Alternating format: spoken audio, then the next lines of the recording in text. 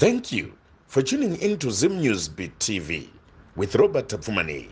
Kuti manetserwo anakanditwa nevazukuru vedu vari muno muZimbabwe nevari kuSouth Africa akaoma ndizvozvo nekuti pamakaenda runo ndinoziva kuti makaenda zvechimbi chimbi hakuna kuoneka sure handina kuoneka hakuchidaro mani foni haisi kudayirwa meseji yatumirwa dzimwe nguva haisi kupindwa ya chakaitika mukoma Robin chokuti Mwari ngavandiregerere neruzhinji rwese rinonzwa ngatindiregerere.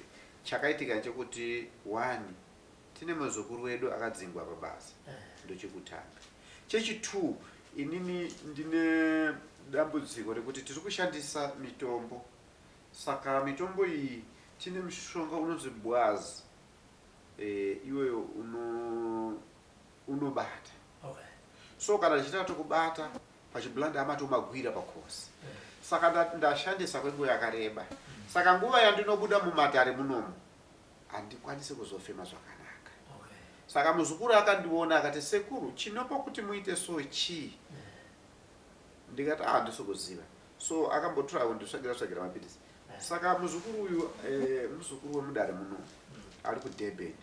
So akazoti, sekuru ndinoda kuti mukwire, ndikukuisirai mari, ndikutengera tiketi mumhanye kuno kuna sekuru Mofu. Shuwa ndakaenda. Alhamdulillah, basa rakanaka rinoita kuti iwe wacho urapike. Ndinobatsira asi ndakazobatsirwawo nokuti pane munoona muno iyi takadya umwe mushonga tichiti tikuklina masinus kana kuti zvinenge zvichikakandisa mino, but ndakazoita mushonga wakazosvika pakukuwadza musana wemunhu. Saka izvozvo zvinenge zvichida udhokotera kuti ambotarisa, because icho hachisi chivanhu. Isusu tikurapa chivanhu, but ava madhokotera vanorapa zvinoenderana nemishini. Saka ndongoti alhamdulillah pamushini pacho inini pachezvangu mukoma Robin ndaitoda kuti ndicholewe mabhonzo pamwe yakatambuliwa yaneta musha, but handina. Ndakangokumbira kuti ya Allah ndibasirei. Ndinofunga kuti mukoma Robin ndakanzwa kusununguka because ndiri ikoko ndaingopiwa mapirisi kwayari kubva sekuru yanedai, asi ndakaita 2 days ndakatoona upenyu hwesu watochinja, zvinhu zvese zvatochinja, ndatopora. Ndinongotenda vazukuru vangu mukoma Robin hatizivi kuti nyasha nengoni dziri kubva kupi, nokuti even pandakaita accident kwakabva mari yekurapwa, kwakabva operation, zvese zvinhu zvizhinji zvakaitwa nevazukuru. Ipapa ndangoratidza kuti ndarwara, ndakatakuriwa kunosvika kuDurban. Ndinotenda muzukuru yenyu. Ndasvika ikoko ndakasunuka kunoko ndakatakurwa nendege. Akati, sekuru makabatsira mushamwari yangu mupurisa muno muDurban, but kwanogarira kure, asi ndamuudza kuti sekuru vauya, saka ari kudrive ari kuuya kubva kuDurban kusvika kuJohannesburg. Handina kufamba nendege pakubva uko, ndakazotakurwa nemotikari, but indege futi bozoinyuwana blend new car. Alhamdulillah. Vazhinji vakapopota zvakati, sekuru masiya mukoma Robin. Ndikati imi mune muchida kuti ndiwatakure mukoma Robin, mandipawo here mari yacho, mukupa inini chete. Saka wende uno mukoma Robin ameno boze anzi kunonzi kuchii kuCape Town. Vazukuru vakutaura kuti sekuru tiri kukudaiwo kuCape Town, hamusati mauyawo, muri kungoti Durban Pretoria. Ini ndakavati aiwa kupera kwemwedzi tikamboti manye nebasa, kupera kwemwedzi vari kuDurban vakarongekawo mushe, ndokutakurai mukoma Robin. Kana vazoshaiwa mari yekukwidza ndege yacho, ini chekukwidza yekuenda nekudzoka zvokuti mungosvika ikoko vazive kuti mukoma Robin havarambe kuenda. Mungarambe kuenda kwendege uko, muchimbobvuma kuenda kwemotikari. Alhamdulillah. Saka ndongoti aiwa mhuri yese igere kumhiri uko kwatisati tauya uko kuCape Town. Ndiri kutotarisa kuti kana vakaseta gurupu anoti tiri kuda pekusvikira pakanaka, ndinoda kusvikira pakanaka. Inini ndideclare mushonga yangu nokuti chinonetsa wendo uno tine mitombo mimwe ichida kudeclare paborder, saka pamigration. Saka alhamdulillah tichagadzira mitombo yokuti titakure. Ndofunga kana ndati ndauya ikoko matime yangu yekurara ndichazvipa nguva diki asi ndichatora nguva yekuitira kuti ndibatsire vazukuru asi ndoda kusvikira nzvimbo yakanaka nokuti pari zvino so achapola vane zvinyowani. Ndakazona makazomboti mazuva muchibatsira vazukuru muri mumidrand kwakambira sei? Alhamdulillah, ndinotenda takabatsira muzukuru akabuda panapa pa TV. Handitika? So mukoma wake kumidrand handina kuti munhu wandakaendera kumidrand ndiye wandakarapa. Mukoma wemusikana wandakabatsira panapa tikabuda naye pa TV, musikana iye uyoyo. Anzi andiko mufu wabuda pansi. Musikana iye uye ndiye ane mukoma wakakatiti uyai kunoku. Alhamdulillah, inini ndinokuudza mukoma Robe kuti vazukuru vemudare rachapola andashati ndesase bosi akangotimba ino sekuru ndenyu mandirwadzisa kuti amuna kuyanda mukoma Robert ndo shoko le saka mukoma Robe ndiri kupika jeri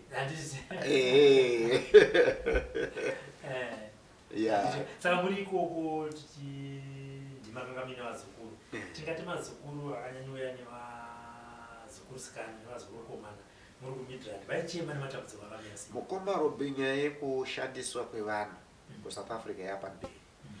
2 kuSouth Africa chinhu chakurwadza inyaya yekuti vana vadiki kuSouth Africa havasitora madrugs. Vana sikana vari kuroora abi yavo, vana komana vari kuroora futi akomana abi yavo.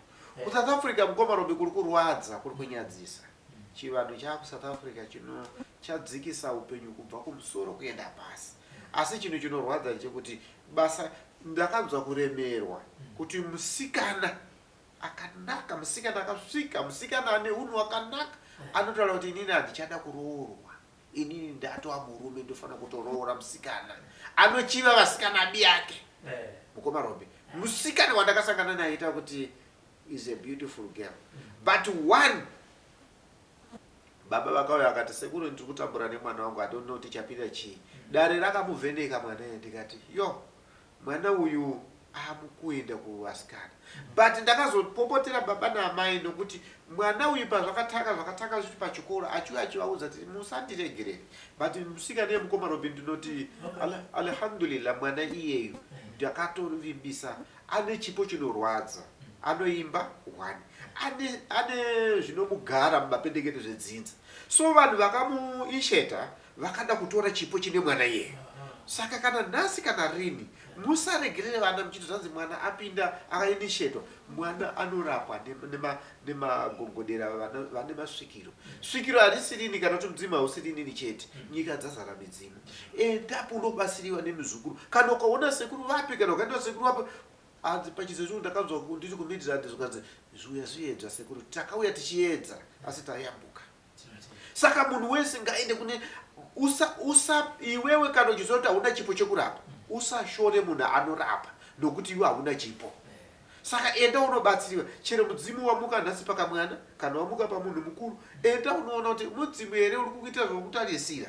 Alhamdulillah, ukaita nemwoyo wako wese ndinoona zvinhu zvinokufambira. Saka vazukuru vese vamwe vasina kundiona ndinokumbira regerero, nguva ndodiki nokuti nguva inoyo haisi yezororo, haisi ichi, takangotora nguva yekuti regani mhanye ndinobatsirika. Pandakaona ndakufema mushe ndikati ko chandinoregera vazukuru vangu vachitambura chi. Saka ndakabva ndaona tikati aiwa ndiri ikoko vanhu vanzwa kuti sekuru vari kuDurban kumuzukuru wavo. Mafoni akasvika sekuru tose tari group kuti ndikati aiwa rega tiite 5 days. Alhamdulillah. Saka ndokoti dambudziko revanhu vekuSouth Africa vakapa madhezi yakawanda vanozokuwedzera. Saka kana ndakuenda kwandataura kuwe ndichamboenda 7 days because ndovaziva vanozondiwedzera. Asi tinoda panzvimbo munhu akati ndinapo sekuru pokusvika, tinoda panopakika mota, tinoda panopindawo mota. Dzikapindawo 6 7 zviri nani, kana dzikawanda pekumira kunze zviri nani. Ende uyezve pasingarembere vanhu, pasingarwadze vanhu, nokuti kuzonosviswa kukona isusu hatikuzive, tukuenda tiri vanyowani. Kote munhu ari mumukuku wozonditi sekuru ndiri mumukuku, uyai mukuku wangu ndinozo hatidi. Saka tinoenda nemapepasi edu todeclare maboda, toenda basa redu, taita basa redu ikoko tadeclare basa redu kubvira kuno. Alhamdulillah, Allah subhanahu wa ta'ala vanotibatsira. Ndinokotora kuti munhu wese chimunoona nyaya ndikuda kuti ndikutaurire mukoma Robert, kana munhu une magwaro okuti iwe unorapa ulinganga kana kwese kwaunenda kwese awomerwe ndiri paboda unoona kuti mazulu vamwe matosa but kungoti tasafesu sodokono zikazi sekuru chacha we know you from Zimbabwe TV alhamdulillah basa rakanaka kana richibereka chibereko unokowa saka hayo aine ipapo indiro patenda chaiso Zimbabwe TV with Robert Tafumani.